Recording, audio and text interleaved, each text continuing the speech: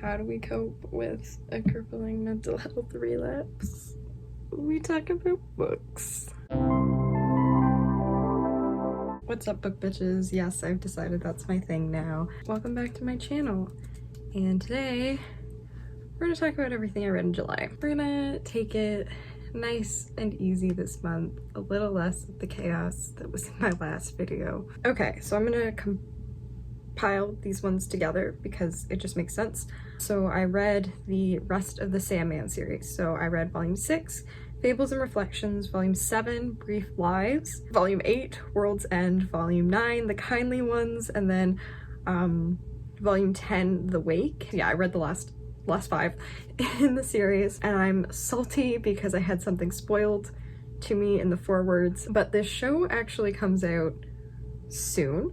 I'm looking forward to it. The ending really got me. So I think the second half of the series, you know, really is where it starts to hit its stride. Like, even just looking at the reviews that I put in here, really towards the end, you really start to see all of these little, like, I want to say like Easter eggs, but bits of foreshadowing that Gaiman has put into the book this far really start to come together to build out the ending and build out the characters more completely and their relationships with one another. If you don't know about the series, essentially Sandman is, or Dream, or Morpheus, or one of his other many names, is one of the Endless, and the Endless are like these beings that kind of represent ideals. Let's see if I can remember all of them. We have death, dream, desire, despair, destiny, delirium, and destruction, I believe, are the 7. Any like gods or mythology or things that like kind of falls under their realm, like they're considered kind of like the governing body. So like they don't disappear, but for example, like with the ancient Greeks go, that like the gods would kind of disappear or like retreat in some sort of aspect, if that makes sense.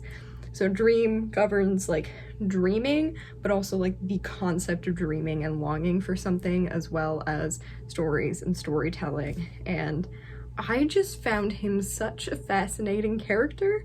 And there's so much that I want to talk about in his character, but I can't because spoilers. But I'm thinking that once the show comes out, now the show only goes to the end of volume 3, I think. Maybe I'll do a spoiler review of the graphic novel series itself, and then do like a compare and contrast between the graphic novels and the show. Really intricate, really beautiful and well done story weaving, which I think is something, you know, when you read something like this, you're like, 1, this is why graphic novels are amazing as a medium, and 2, like, this type of story wouldn't have been able to be told in anything else. I haven't quite figured out how I'm going to copy out all the quotes that I took pictures of within the book, because they are just very randomly sitting in my photos folder right now. I'm like, do I want to print it out so I can have it with the actual cell, or do I just want to copy it out? I think my favorite character is probably Matthew, who is kind of, I guess, like a messenger to Dream. He's like a crow who used to be a human, and he's very snarky, but then like also has a lot of emotion at the end, and it gives me a lot of feelings. Volume 9 was definitely my favorite. I liked volume 10, but I also feel like I didn't need it, if that makes sense. We'll move on to the next thing. Saga, volume 60. So this is the last of the single issues until January of 2023. I think they're on hiatus for 6 months, which makes me very sad because it feels like they just came back. But I think this is my favorite of all of the ones so far. The way that they like pull apart such like intricate concepts is like so fascinating to me. It's so well done. Like the way they articulate grief, but like grief for a child when your parents are grieving and like trying to protect them from your pain, but like also not really fully like processing and understanding how you're doing that, having it come out in different ways. Yeah, the end of this was like a fucking sucker punch to the gut. I'm very sad that we've lost something that's been like a fixture of the series so far, but it's also really cool to start to see some of the other characters that we haven't seen in a really long time be pulled back into the series. Again, single issues of comics are really difficult to talk about because I don't know how much context you have and I don't know what I'm allowed to spoil, but please check out Saga if you haven't yet. You've got time. You got the next 5 months now to go and read everything. After this, I read Sandman Endless Nights, which is like a standalone in the sense that it's 7 different stories done with different artists, and each story has to do with one of the endless. There's a story that focuses on dream, one that focuses on despair, one that focuses on destiny, etc., etc. And these were really interesting because it was kind of nice to get to like spend more time with some of these characters and get more of their like insight. Also the way that like the endless can change but doesn't change, in the ways that there's like different iterations of the same thing. It was kind of cool to learn more about some of the other iterations of the endless that have existed in time. It was also kind of nice to get a little bit more perspective on the characters and where they come from and all of that. I think I have one more, which isn't really a graphic novel. It's kind of like a picture book almost, because it's like long text with images on the side, which I think is the last of the Sandman ones that I haven't read, but that one's also a standalone. Next we got How to Be Ace, a memoir of growing up asexual, which is by Rebecca Burgess. And I was really looking forward to reading this because I have been seeing it and like hearing about it a lot, and I thought it might align with some of my experiences, but I think I find it hard because I'm finding that a lot of the asexual representation is like particularly alloromantic asexual, and I don't know, there's all sorts of layers to Rebecca's story, and I don't want to, you know, it's a memoir, so I don't want to like shit on somebody's life experiences. That just feels mean. But I think as a person who is on the aro spectrum as well as on the ace spectrum, sometimes it's like difficult to read these stories because I feel like the concept of being aromantic always comes second to the concept of being asexual, or they get lumped in together, which is something that I will talk about with one of the other books that I read. I think it's really important to have memoirs and more ace stories and everything, but I think it's also a reminder to me of how we need more diverse ace stories in particular, because now also thinking about it, they're mostly predominantly white stories as well.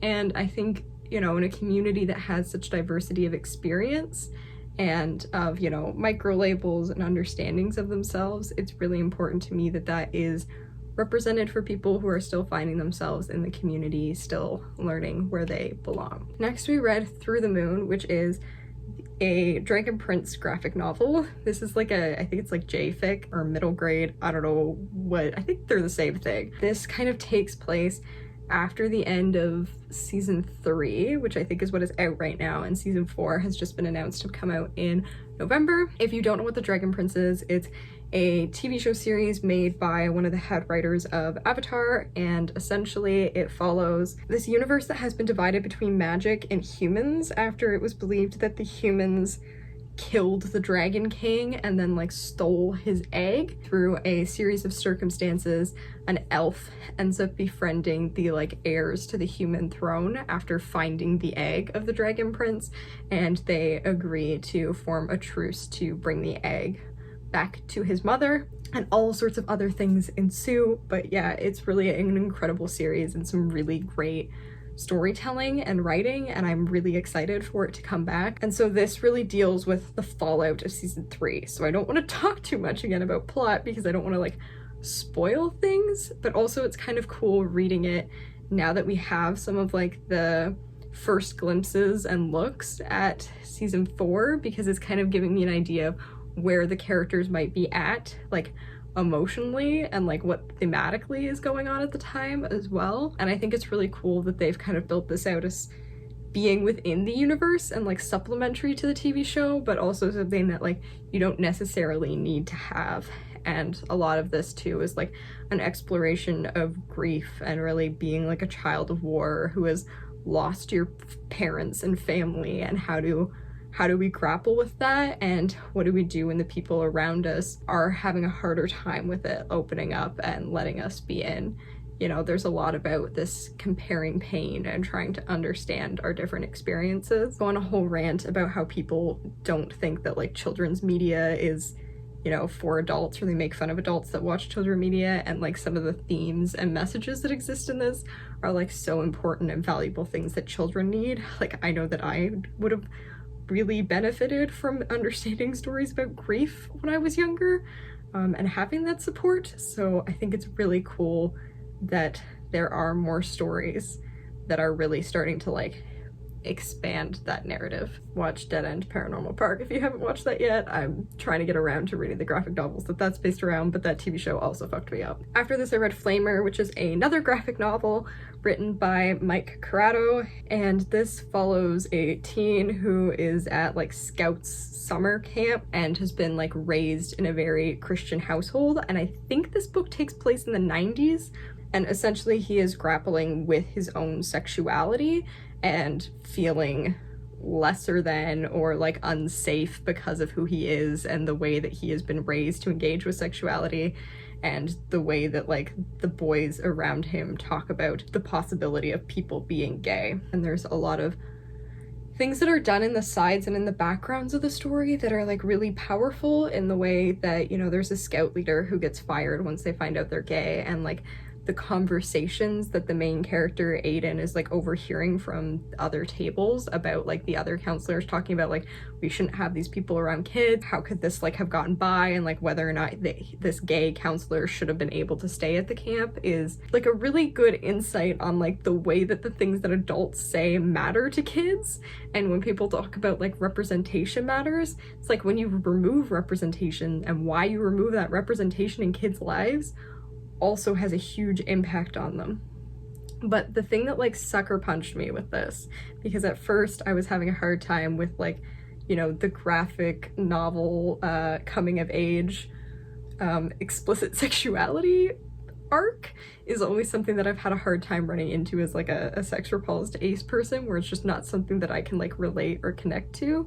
But then this really comes together in this story of hating yourself and feeling like you are a failure to the beliefs that you were raised in because of who you are, and getting to this point where it's like trying to find value in yourself and in your life, and like facing that down head on with all of this pain and emptiness in you. That really got me. I can't articulate like the way that fire is done in this book as like a message and a metaphor, but also as a connection to life, is really brilliant. And as someone who has always felt very akin to Phoenix imagery and that idea of rising from the ashes, this really struck a chord with me. It was like the first 5-star read that I've had in a really long time. All right, what do we got next before I get too much more emotional?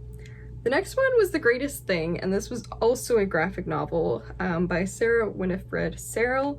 And this deals with a character who is named, I want to say Winnie. Okay, it is Winnie. It's Winifred. So basically, both of her friends have moved to this private school, and now she's by herself, and she ends up befriending these new friends, Oscar and April.